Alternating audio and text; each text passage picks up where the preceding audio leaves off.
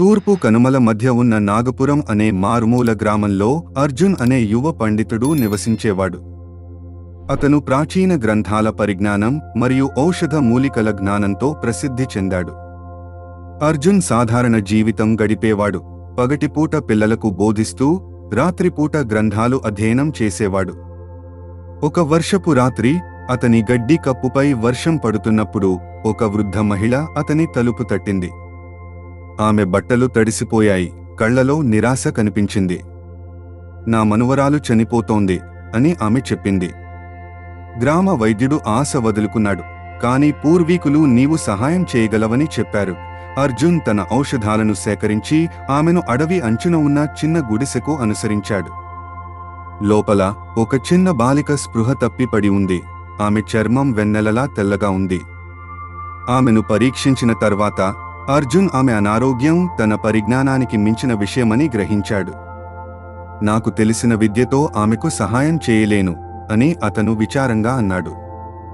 అమ్మమ్మ తన పెట్టెలో నుండి ఒక చిన్న సంచిని బయటకు తీసింది.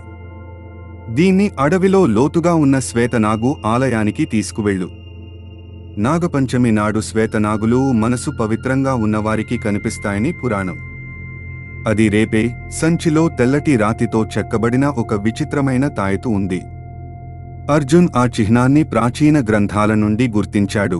అది దివ్య వైద్య జ్ఞానాన్ని కలిగి ఉన్నట్లు చెప్పబడే పౌరాణిక తెల్లటి సర్పాలను సూచిస్తుంది. తెల్లవారగానే అర్జున్ దట్టమైన అడవిలోకి ప్రయాణించాడు. గంటల తరబడి కష్టమైన ప్రయాణం తర్వాత అతను తీగలతో కప్పబడిన వదిలివేయబడిన ఆలయాన్ని కనుగొన్నాడు.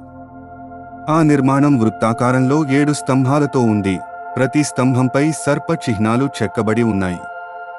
సూర్యుడు మధ్యాహ్న సమయంకు చేరుకున్నప్పుడు అర్జున్ ఆలయం మధ్యలో తాయెత్తును ఉంచి ధ్యానం చేశాడు. అకస్మాత్తుగా నేల కంపించటం ప్రారంభించింది. మధ్య రాతి కింద నుండి ఒక అద్భుతమైన తెల్లటి సర్పం బయటకు వచ్చింది. దాని పొలుసులు ముత్యాల వలె మెరుస్తున్నాయి. కొంతమంది మనుషులు మాత్రమే పవిత్ర ఉద్దేశాలతో మా జ్ఞానాన్ని కోరుకుంటారు అని సర్పం మాట్లాడింది. సర్పం మాట్లాడిన మాటలు నేరుగా అర్జున్ మనస్సులోకి చేరినట్లు అనిపించింది.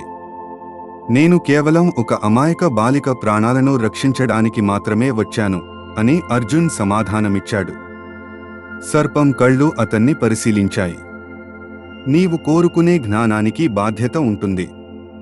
శ్వేతనాగులు అనాదికాలం నుండి పవిత్ర వైద్య జ్ఞానాన్ని కాపాడుతున్నాయి. దుర్వినియోగం చేసేవారు తమపై విధ్వంసాన్ని తెచ్చుకుంటారు. అర్జున్ స్వభావాన్ని పొడుపు కథలు మరియు నైతిక ప్రశ్నల ద్వారా పరీక్షించిన తర్వాత సర్పం ఆలయం కింద ఉన్న రహస్య గదిని చూపించింది. లోపల అర్జున్ మరచిపోయిన వైద్య జ్ఞానాన్ని కలిగి ఉన్న ప్రాచీన గ్రంథాలను కనుగొన్నాడు. ఒక గ్రంథంలో ఆ బాలిక అరుదైన వ్యాధి మరియు దాని నివారణ గురించి వివరించబడింది. తెల్లటి సర్పాలు సంరక్షించే పవిత్ర వనంలో మాత్రమే పెరిగే 3 అరుదైన మొక్కల కలయిక. సర్పం అర్జున్ను హెచ్చరికతో మొక్కలను సేకరించడానికి అనుమతించింది. ఈ జ్ఞానం మీకు తిరిగి వస్తుంది. మా ఉనికి గురించి ఎవరికీ చెప్పవద్దు. అర్జున్ ఔషధాన్ని తయారు చేసుకుని గ్రామానికి తిరిగి వచ్చాడు. కొన్ని రోజుల్లోనే ఆ బాలిక పూర్తిగా కోలుకుంది. గ్రామస్థులు ఆశ్చర్యకరమైన నివారణ గురించి అతన్ని ప్రశ్నించినప్పుడు అతను కేవలం ప్రాచీన గ్రంథాలకు ప్రశంసలు అర్పించాడు. సంవత్సరాలు గడిచాయి. అర్జున్ తన వైద్య పని కొనసాగించాడు. ఒకరోజు ఒక ధనవంతుడైన వర్తకుడు అతనికి అద్భుతమైన ఔషధాల మూలాన్ని వెల్లడించడానికి బంగారం అందించాడు. కొన్ని జ్ఞానాలు అమ్మకానికి కాదు అని అర్జున్ తిరస్కరించాడు. వర్తకుడు తిరస్కారాన్ని సమర్థంగా తీసుకోలేదు. ఆ రాత్రి అతను అర్జున్ను అడవిలో వెంబడించాడు. అతను సర్ప ఆలయానికి దారి కనుక్కున్నాడు. అర్జున్ లోపల శ్వేతనాగుతో సంప్రదించుతుండగా వర్తకుడు భూగర్భ గదిలోకి వెళ్లి గ్రంథాలను మరియు పవిత్ర మొక్కలను దొంగిలించాడు. వర్తకుడు పారిపోతుండగా నేల భీకరంగా కంపించింది. తెల్లటి సర్పం బయటకు వచ్చింది. దాని కళ్ళు కోపంతో మెరుస్తున్నాయి. సమతుల్యత భంగపడింది అని ప్రకటించింది. పరిణామాలు దొంగను అనుసరిస్తాయి. వర్తకుడి బృందం కొన్ని రోజుల తర్వాత కనుగొనబడింది. అందరూ విచిత్రంగా మరణించారు. వారి శరీరాలు గుర్తులు లేకుండా కానీ రాయిలా చల్లగా ఉన్నాయి. దొంగిలించిన గ్రంథాలు ధూళిగా మారిపోయాయి. అర్జున్ క్షమాపణ కోరడానికి ఆలయానికి తిరిగి వచ్చినప్పుడు తెల్లటి సర్పం చివరిసారి ఇలా మాట్లాడింది. శ్వేతనాగు రహస్యాలు వాటి ఉద్దేశాన్ని అర్థం చేసుకున్నవారికి మాత్రమే బయటపడతాయి. జ్ఞానం లేని విజ్ఞానం కేవలం విధ్వంసాన్ని తెస్తుంది.